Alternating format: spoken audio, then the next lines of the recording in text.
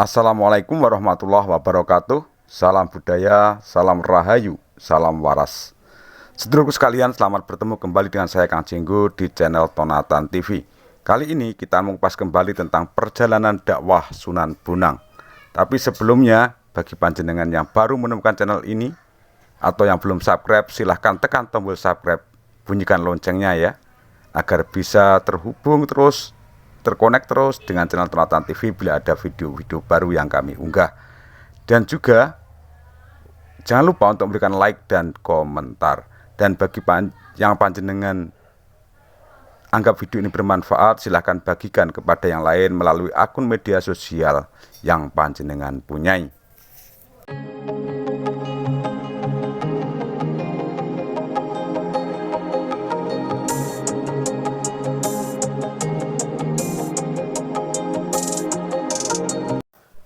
Dalam babat Daha Kediri, usaha dakwah yang dilakukan Pangeran Mahdum Ibrahim atau Sunan Bonang pada pedalaman Kediri adalah dengan pendekatan yang cenderung bersifat kekerasan. Putra Sunan Ampel itu tidak sekedar dikisahkan merusak arca yang dipuja penduduk, melainkan telah pula mengubah aliran air sungai Brantas dan mengutuk penduduk suatu desa gara-gara kesalahan satu orang warga.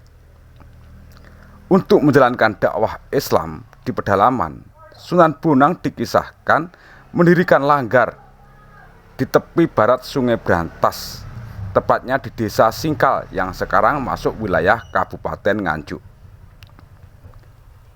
Sebagai akibat pendekatan dakwahnya yang keras itu, dalam babat Daha Kediri dikisahkan bagaimana Sunan Bonang menghadapi resistensi dari penduduk Kediri berupa konflik dalam bentuk perdebatan maupun pertarungan fisik dengan Ki Butolo Coyo dan Nyai Plencing.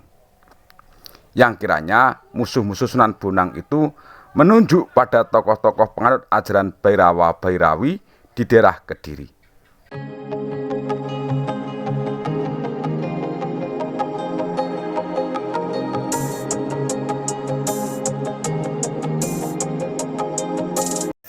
Rupanya, setelah kurang berhasil melakukan dakwah di Kediri, dalam naskah Hikayat Hasanuddin, Sunan Bonang pergi ke Demak atas panggilan Pangeran Ratu untuk menjadi imam di Masjid Demak.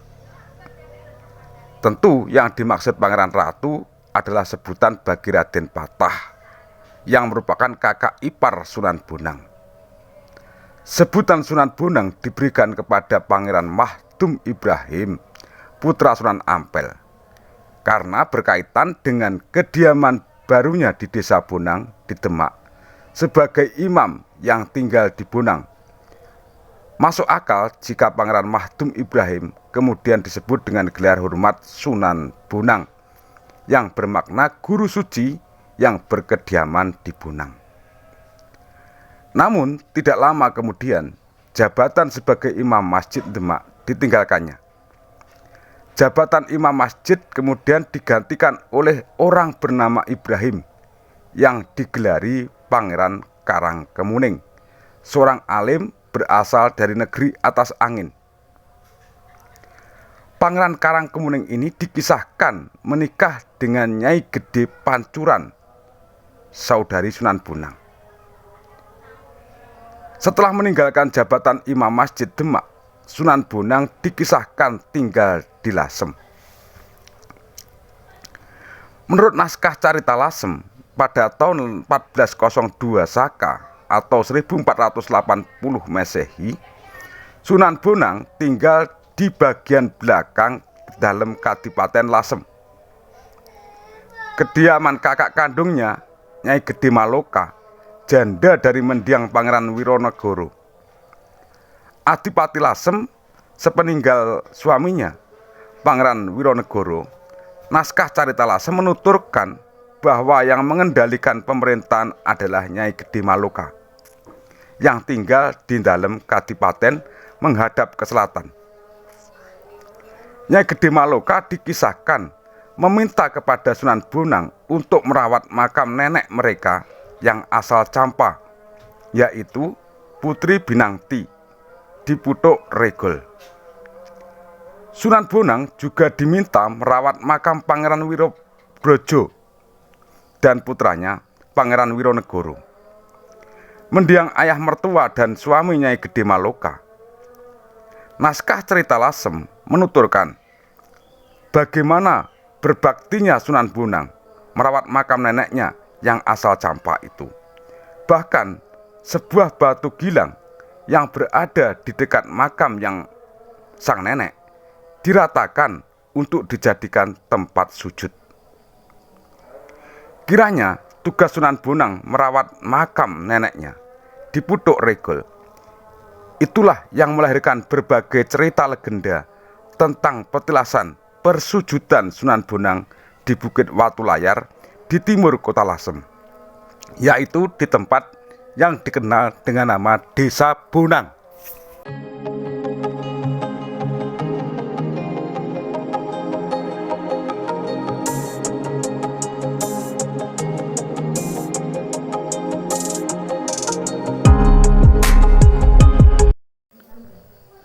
Dan rupanya di tempat bernama Putuk Regol yang sekarang disebut Watu Layar di Desa Bonang itu, Sunan Bonang membangun sebuah zawiyah yang secara harfiah bermakna pojok, yaitu semacam tempat khusus untuk kholwat dan juga digunakan para pengamal ajaran tasawuf bertemu. Masih menurut naskah Carita Lasem, pada usia 30 tahun Sunan Bonang dijadikan wali negara Tuban yang mengurusi berbagai hal menyangkut agama Islam. Sejak saat itu Sunan Bonang sering terlihat berada di Tuban. Dalam berdakwah, Raden Mahdum Ibrahim dikenal sering menggunakan wahana kesenian dan kebudayaan untuk menarik simpati masyarakat. Salah satunya dengan perangkat gamelan Jawa yang disebut bonang.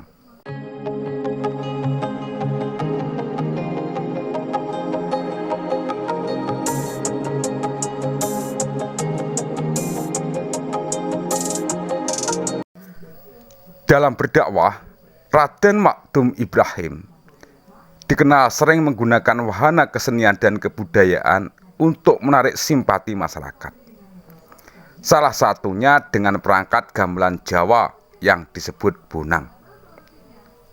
Raden Pujo Subroto dalam Wayang Lambang Ajaran Islam 1978, kata bonang berasal dari suku kata bun dan nang, babon dan menang, baboning kemenangan, induk kemenangan.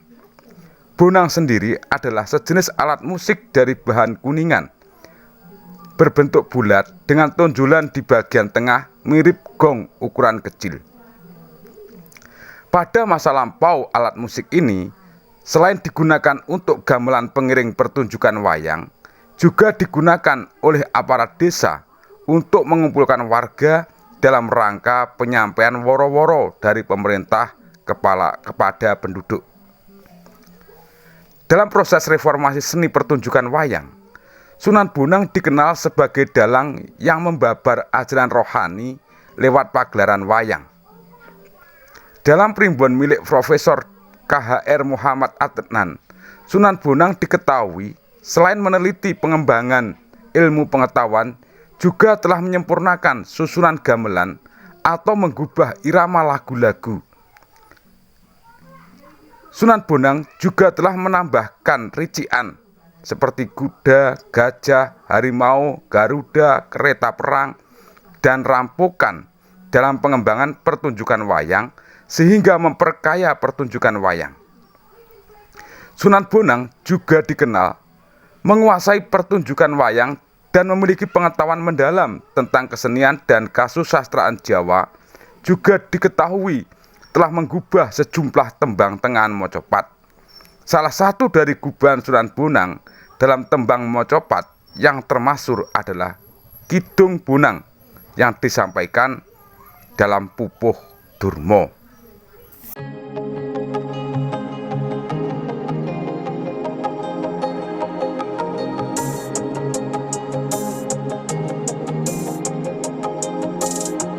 Sedulurku sekalian, kiranya cukup sekian dulu apa yang bisa saya sampaikan terkait Sunan Bonang dan prestasi dakwahnya.